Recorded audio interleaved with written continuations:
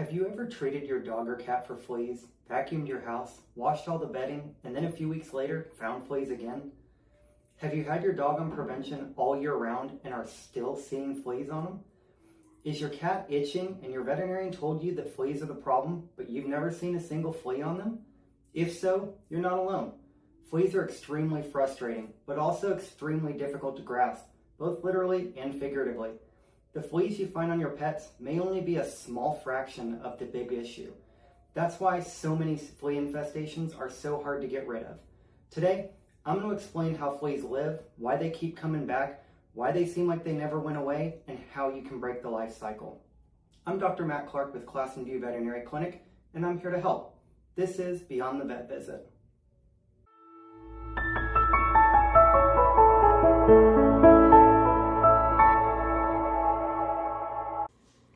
Before we get started, I want to remind you that this video is intended for educational purposes only.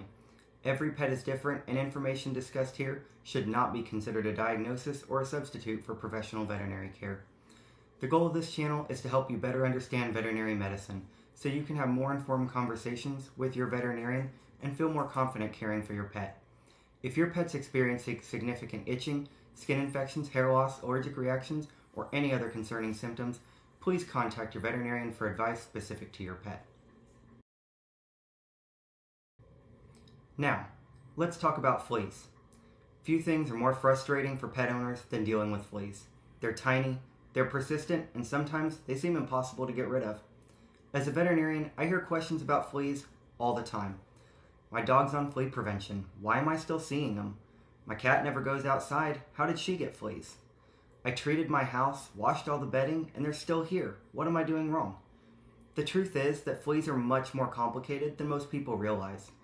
In this episode, we're going to break down the flea life cycle, discuss why flea infestations can be so difficult to eliminate, and talk about what flea prevention products are actually designed to do. By the end of this video, you'll have a much better understanding of why fleas behave the way they do, and what steps you can take to protect your home and your pets. Let's start by talking about the flea life cycle. The flea life cycle is the key to understanding why flea infestations can be so frustrating to eliminate. Most pet owners think of fleas as the tiny insects they see crawling through their pet's fur, but the adult fleas you see are actually just one stage of a much larger problem. Fleas go through 4 different life stages: eggs, larvae, pupa, and adults. Let's walk through each one. The first stage is the flea egg. After an adult female flea jumps onto your pet and takes a blood meal, or eats, she begins to lay eggs in about 20 to 24 hours. And she can lay a lot of them, dozens every single day.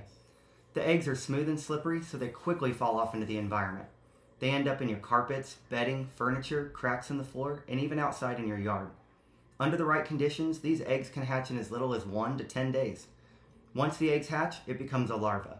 You won't find larvae living on your dog or cat. Instead, they hide deep into carpet fibers, under furniture, along baseboards, and in other areas that don't get disturbed. During this stage, they feed on organic debris, including something called flea dirt or flea poop, which is essentially digested blood left behind by the adult fleas. After several days to several weeks, depending on environmental conditions, the larvae spin a protective cocoon and enter the pupa stage. Inside that cocoon, the developing flea is protected from most environmental conditions, and they're almost impossible to eliminate. The cocoons can also be hidden in carpets, furniture, bedding, soil, and areas around your home. When conditions are ideal, they emerge from the cocoon in as little as 1 to several weeks. But here's the important part. They don't always emerge immediately. They can remain protected and dormant for weeks or even months while waiting for the right conditions. That's why some pet owners feel like fleas suddenly appeared out of nowhere. In reality, those fleas may have been developing quietly the entire time. Once the adult flea emerges, it quickly finds a host, feeds, and starts the cycle all over again. Within a short period, the female flea lays eggs, and the process repeats itself. Under ideal conditions, this can happen in just a few weeks. However, because the pupa stage can remain dormant, a flea infestation can persist for months if it isn't interrupted. Most commonly, the life cycle is about 90 days. And this leads us to one of the most important things every pet owner should understand. The majority of the flea population isn't living on your pet. Most of the population is eggs, larvae, and pupa hiding in your environment. That's why successful flea control isn't just about treating the fleas that you see today. It's about breaking the entire life cycle. So now that we understand the flea life cycle, let's answer the questions I hear most in the exam room. Why do fleas keep coming back, or why aren't they going away? The first thing I tell pet owners is that seeing fleas after starting prevention doesn't automatically mean the product isn't working. In fact, most cases the product's working exactly as intended. If all your pets have not been on flea prevention, then the eggs, larvae, and pupa that were already present in your home before treatment don't magically disappear overnight. As those immature fleas continue developing, new adult fleas can emerge and jump onto your pet. When that happens, owners often assume they're dealing with the same fleas. I tend to tell people that if they see a flea in the morning and a flea at night, the flea in the morning is probably Fred, and the flea in the evening is probably Bob. Fred's probably dead, and who you're seeing is Bob. This is why veterinarians frequently recommend keeping all pets on effective flea prevention for at least 90 days when dealing with an active flea infestation. That 90-day period allows time for the existing flea life cycle to play out, while newly emerged fleas are killed before they can reproduce and lay eggs. Another reason fleas keep coming back is not every pet in the house is being treated. This is very common. Maybe the dog's receiving flea prevention every month, but the indoor cat isn't. Or perhaps one pet receives prevention consistently, while another one occasionally misses a dose. If even one pet in the house remains unprotected, fleas can continue feeding, reproducing, and the whole 90-day life cycle starts right back over.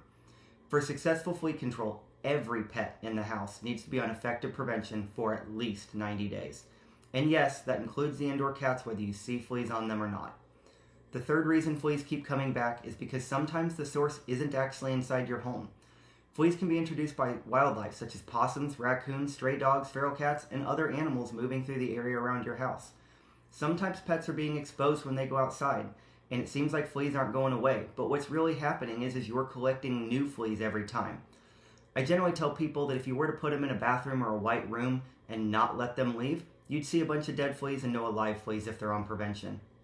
In other situations, the fleas may be coming from nearby properties. If your neighbor has tall grass or doesn't treat their pets, they could be the source of fleas. This can be frustrating because it seems like you're never getting rid of the fleas, when what's happening is you're getting rid of fleas from the outside sources each time. Finally, consistency matters. Missing dose, not giving prevention, can cause the flea life cycle to start all the way back over. Remember, the goal is not to just kill what you see today. The goal is to stop the next generation from ever developing, even if it's just getting them from outside sources. Once you understand that, fleas start to make a little bit more sense. And that now brings us to the next important question. How does flea prevention work? So now that we understand why fleas keep coming back, let's talk about how modern flea prevention actually works. This is another area where pet owners are maybe surprised.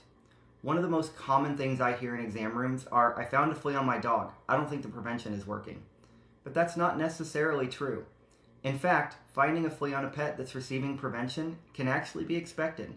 Fleas must jump on your pet and they must bite in order to die, and products are designed to kill fleas quickly and break the cycle before they can lay eggs.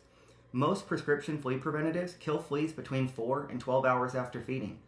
And, as they're in the bloodstream, they tend to not wear off or stop working until their month, 3 months, or even year, depending on the product, wears off.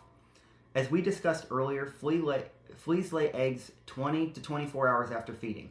Most topical preventions kill within a 4 to 24 hour range after feeding, most of them within 12 to 24. Unfortunately, they're not always as helpful as we'd like. If your pet gets wet, spends time in the sun, dry skin, is dealing with allergic conditions, the topical prevention may not work as intended and keep a flea infestation going. Most products do not create an invisible shield that prevents fleas from ever getting on your pet. Those that do might be helpful for keeping ticks away, but when it comes to fleas, it stops us from being able to kill them, and they just sit there and wait for the moment that your prevention stops working as intended. That's an important concept to understand and can show the difference between prescription and over-the-counter flea control. The goal of flea prevention is not to prevent you from ever seeing a flea. The goal is to stop them from successfully establishing a population. If prevention is given as directed, newly encountered fleas will die before they can create a new generation. However, if you miss a dose, it starts all the way back over. That's why veterinarians often recommend year-round flea prevention rather than just treating fleas when they're seen. The most important thing I want people to understand is that seeing a flea does not automatically mean the product failed. It may have jumped on your pet, may not have bitten, and it may just not have died yet. What matters is that it doesn't survive long enough to reproduce. When preventions are used correctly and consistently, they're extremely effective at stopping a flea life cycle and helping get rid of fleas over time.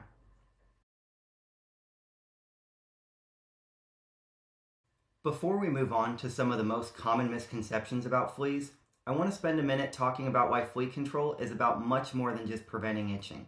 Fleas aren't simply a nuisance. They can have real health consequences for both pets and people.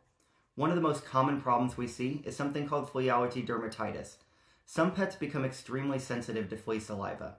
In those animals, it may only take a bite or two to trigger intense itching, chewing, scratching, hair loss, and secondary skin infections.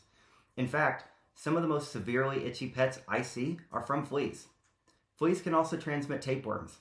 Dogs and cats become infected when they accidentally swallow an infected flea during normal grooming. Many owners first discover a tapeworm problem when they notice small rice-like segments around their pet's rear end or bedding. In cats, fleas can also transmit organisms that contribute to feline infectious anemia, a disease that affects red blood cells and can cause weakness, lethargy, anemia, and worst case, even death. There are also some human health concerns associated with fleas. Fleas can bite people, often causing itchy skin, irritation, and allergic reactions. They can also play a role in transmitting Bartonella, the bacteria associated with what's called cat scratch fever, which can occasionally cause illness in people. The good news is that most of these problems are preventable. By controlling fleas, you're not only helping your pet stay comfortable, you're also reducing the risk of flea-associated disease affecting both your pets and your family. And that brings us to one final topic that causes a lot of confusion for pet owners: common flea myths and misconceptions. One of the biggest ones is my pet's indoors, so they can't get fleas. I hear this all the time, especially from cat owners. The reality is that indoor pets absolutely can get fleas. Fleas are excellent hitchhikers. They can come into the home on people, other pets, or even through exposure to infested environments around the home. Just because a pet never steps outside doesn't mean they're completely protected from flea exposure. Another common misconception is, if I don't see any fleas, my pet doesn't have them. Unfortunately, fleas don't always make themselves easy to find. In fact, cats are often very good at grooming fleas off before owners ever see them. Sometimes the only sign we have is itching, over-grooming, hair loss, or evidence of flea allergy dermatitis. Many owners are surprised when I tell them that their pet has fleas because they've never actually seen one. Another statement I hear frequently is, I'll start prevention when I see fleas, or when it gets warmer. The problem with that approach is that by the time you're seeing fleas, the infestation is already established. Remember, every flea you see could represent dozens or even hundreds of eggs, larvae, and pupa developing in the environment. At that point, you're no longer preventing a problem, you're trying to eliminate one. It's much easier to prevent an infestation than it is to get rid of one.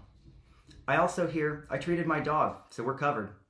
But if there are multiple pets in a household, every pet needs protection. Dogs, cats, indoor pets, outdoor pets, it doesn't matter. If fleas can find one untreated animal, they can continue feeding and reproducing. And finally, let's talk about one of the biggest misconceptions of all.